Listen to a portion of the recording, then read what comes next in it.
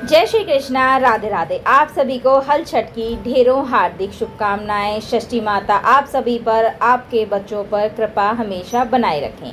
तो आज हम आपके लिए लेके आए हैं पद्म पुराण में दी गई हल षष्ठी व्रत की कथा विस्तार से। तो आइए शुरू करते हैं। एक समय राजा युधिष्ठिर ने भगवान श्री कृष्ण से कहा कि आपने संसार की भलाई के लिए ही अवतार धारण किया है। इस समय सुभद्रा और द्रौपदी अपने पुत्रों के मरने से शोकग्रस्त हैं तथा अभिमन्यु की स्त्री उत्तरा का गर्भ भी अश्वत्थामा ने ब्रह्मास्त्र से खंडित हो गया है।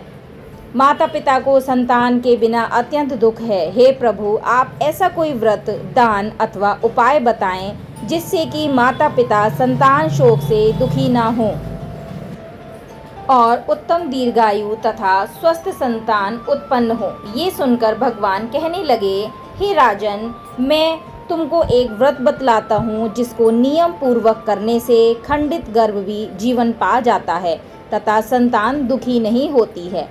या राजा युधिष्ठिर के पूछने पर भगवान श्री कृष्ण ने कहा, प्राचीन काल में सुभद्र नाम का एक प्रसिद्ध राजा था। उसकी रानी का नाम सुवर्णा था और उनके एक हस्ती नाम का प्रतापी पुत्र था जिसने अपने नाम से हस्तिनापुरी बसाई। राजा पुत्र एक दिन धात्री के साथ गंगा जी में स्नान करने गया और गंगा जल में जल क्रीड़ा करने लगा। इतने में एक ग्रह उसे जल से खींच ले गया। धात्री ने यह घटना जाकर रानी को बताई।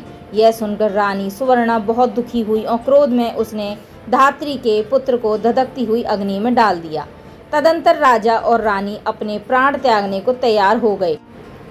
उस धात्री की माँ भी अपने पुत्र शोक में किसी निर्जन वन में चली गई। वह धात्री वहाँ एक सुनसान मंदिर में शिव जी, पार्वती तथा गणेश जी की पूजा करने लगी।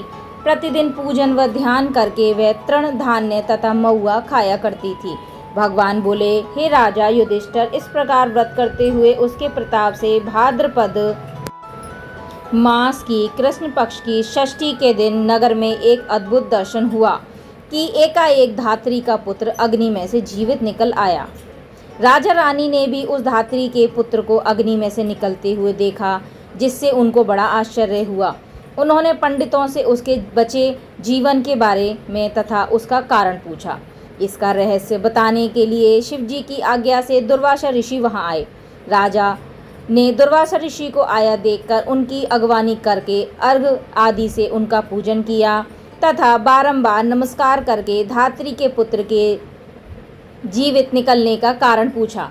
दुर्वासा ऋषि ने कहा, हे राजन, उस धात्री ने वन में जाकर नियम पूर्वक अति भक्ति भाव से भगवान शिव जी का, स्वामी कार्तिकेय, पार्वती जी एवं गणेश जी का ध्यान, पूजन, स्मरण इत्यादि श्रद्धा सहित तथा नियम पूर्वक किया है। यह उस व्रत का ही प्रताप है जिसके कारण धात्री का पुत्र जीवित ही मिल गया। अतः वहाँ भी जाकर यह धार्मिक कर्म करें। आप भी जाएं तथा यह धार्मिक कर्म करें। राजा और रानी ने दुर्वासा ऋषि को विदा कर दिया। तदुपरांत वे दोनों धात्री के पुत्र को साथ लेकर उस धात्री को भगवान शिव का कुश पलाशा के नीचे अति श्रद्धा के साथ पूजन अर्चन करते हुए देखा। राजा ने धात्री को उसके पुत्र से मिला दिया। धात्री ने राजा को इस उत्तम व्रत के महात्म्य को सविस्तार बता दिया। उसने कहा, हे राजन, जिस दिन से आपके भय से त्रस्त में यहाँ आई, मैंने केवल वायु को ही भोजन करते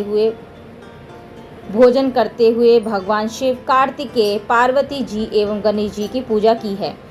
एक दिन आधी रात के समय स्वप्न में भगवान शिव ने मुझे दर्शन दिया और कहा, तेरा पुत्र जीवित हो गया है क्योंकि तूने हमारा व्रत एवं पूजन बड़ी श्रद्धा तथा भक्ति से किया है। यदि तुम्हारी रानी भी इसी व्रत को विधि पूर्वक करे तो उसका पुत्र भी जीवित हो जाएगा तथा और भी बहुत से पुत्र उत्पन्न होंगे। भगवान श्री कृष्ण ने राजा युधिष्ठिर से कहा कि हे राजन, भादों के महीने में कृष्ण पक्ष की षष्ठी को यह उत्तम व्रत करना चाहिए।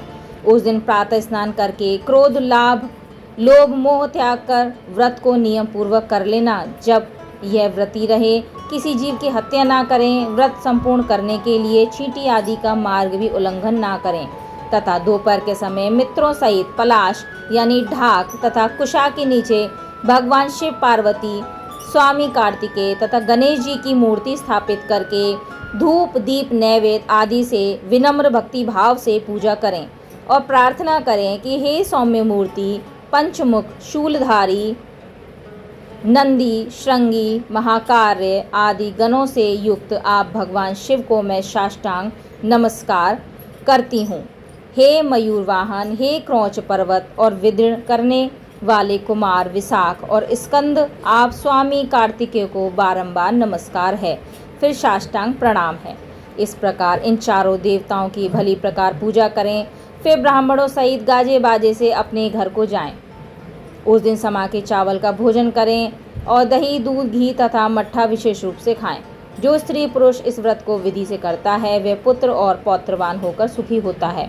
धात्री की ऐसी बात सुनकर राजा रानी ने विधि पूर्वक इस व्रत को किया, जिसके प्रताप से वह राजा पुत्र शीघ्र ही ग्रास के गले से निकलकर बोलने लगा। यह चमत्कार देखकर राजा रानी ने भगवान शिव के चरणों में नमस्कार किया। इस व्रत के प्रभाव से राजा को भी कई आयुष्मान पुत्र प्राप्त हुए तथा राज्य में अनावृष्टि, महामारी, दुर्भिक्ष आदि के उपद्रव दूर हो गए और राजा अनेक वर्षों तक निर्विघ्न राज्य करते रहे। श्री कृष्ण भगवान ने कहा कि हे युधिष्ठिर, यदि उत्तरा भी यह व्रत विधि पूर्वक करे तो उसके सब दुख दूर हो जाएंगे। भगवान के एक वचन सुनकर राजा युधिष्ठिर कृत्य हो गए और अश्वत्थामा द्वारा खंडित किया हुआ उत्तरा का गर्भ इस व्रत के प्रभाव से जीवित हो गया। इस व्रत के करने से वंश स्थिर होता है। इस प्रसंग को भगवान श्री कृष्ण ने राजा युधिष्ठिर से कहा तथा दुर्वासा ऋषि ने राजा सुभद्र से कहा, हे राजन, इस व्रत को करने के उपरांत फिर उसको शास्त्रोक्त विधि से रीति से उद्यापन जरूर करें। उद्यापन में सुवर्ण, महिषी, गौ और वस्त्र ब्राह्मणों को दान में दें। सोने अथवा चांदी की मूर्ति बनाकर वेद पाठी ब्राह्मणों सहित उनका पूजन करें। दुर्वासा ऋषि ने कहा कि हे राजन, विद्वान धर्मनिष्ठ राजा युधिष्ठिर ने भी इस व्रत को उत्तरा से करवाया था, जिसके प्रभाव से उसका अश्वत्थामा द्वारा खंडित किया हुआ गर्भ उदर में हिलने डुलने लगा तथा गर्भ राजा परीक्षित के रूप में प्रकट हुआ। जो कोई मनुष्य यह उत्तम व्रत करता है, इस उत्तम व्रत की कथा सुनता है, उसके सब कार्य सिद्ध होते हैं, पुत्र पौत्रों की प्राप्ति होती है तथा शिवलोक में उसकी पूजा होती है। तो यह थी हलछठ व्रत कथा।